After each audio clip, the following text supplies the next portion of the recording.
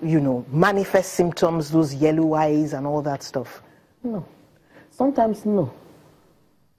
Usually at the stage of liver fibrosis, it's only when certain tests are done, other blood tests are done, you could pick it up.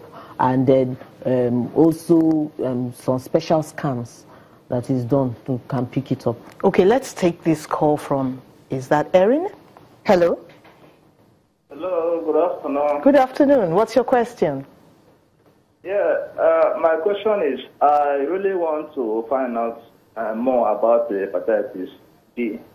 In some cases where you have somebody tested positive for hepatitis B, but the husband or the wife in the case maybe is negative for the same hepatitis B. And we say hepatitis B could actually be transmitted through sexual intercourse. Okay. But in this case, the couples, one is positive and one is negative. I don't know if the doctor can maybe have explanation for Okay. Dr. Cookie? Yes. There's been intimacy, but one is positive, one is negative. Yes. So we get that a lot. And that is what we refer to as discordant couples. Okay. Where one is positive and the other is negative. And this is so because hepatitis B is not, the spread through sexual contact is minimal as opposed to blood and to other body fluids. Now, in such a case, we tell the uninfected partner to still get vaccinated. Okay. Because since they live together, the chances of them sharing sharp objects, which is a more common route of transmission. Yes, of transmission, is there.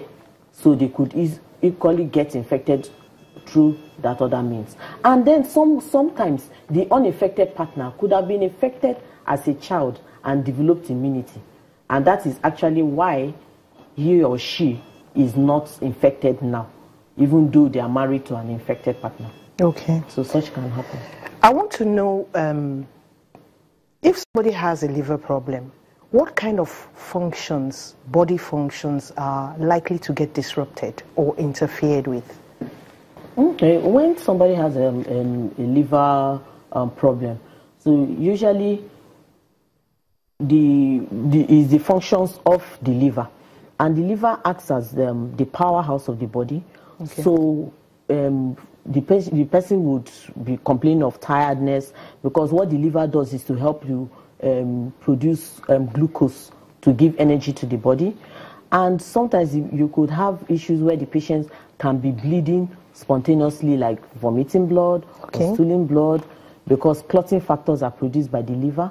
And then the patient can also be prone to other infections, because the immunity of the body will be affected, and could also have swellings, maybe of the leg, of the abdomen, because the liver produces an important protein we call albumin, which helps in maintaining the blood volume of the body. It looks like having a problem with the liver is body shutdown. I want to close with this. Yes. Because somebody tweeted, Tunji is asking, what should a person with hepatitis B do? I know you've answered this, but this is important. Yes, it's very important. When somebody gets tested for hepatitis B, this is not a time to panic or to get scared and all. So you just know that there are worse things that could happen. It's not the worst in the world. So the first thing to do is to get yourself to a tertiary health center, where you will be properly, investigated. And then if you've met the criteria to commence treatment, you would also receive treatment. Does that now suppress the hepatitis B, make the person more normal? Yes, because there's treatment for hepatitis B. So you can say maybe the person can live in normal life. Yes, the person can live a normal life. Yes. Okay, thank you so much, Dr. Cookie, for coming on the show. It's been wonderful. Thank you. Look at how the time went. Yes.